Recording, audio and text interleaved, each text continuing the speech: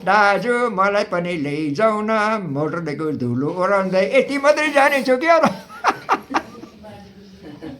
खोइ तपाईँको छ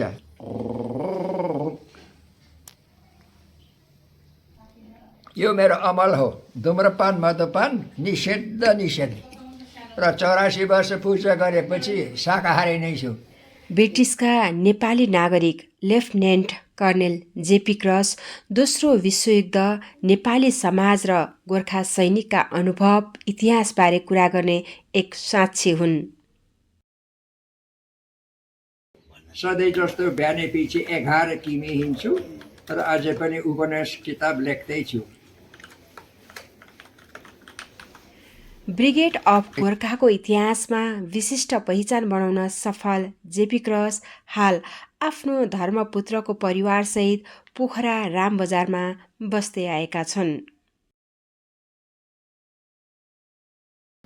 हाम्रो नेपाल खाल्टा हेर्दाखेरि त्यो चाहिँ चम्बुक म चाहिँ फलाम जस्तो भयो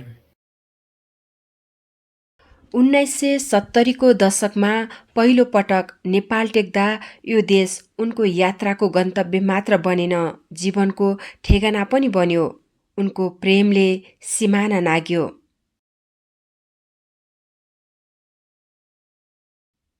नेपाल र नेपालीप्रति यति मोहित भए कि उनले जन्मभूमि आफन्त र इष्टमित्र नै बिर्सिए। नेपाल र नेपालीलाई मन मस्तिष्कमा सजाएर नेपालमै रमाए।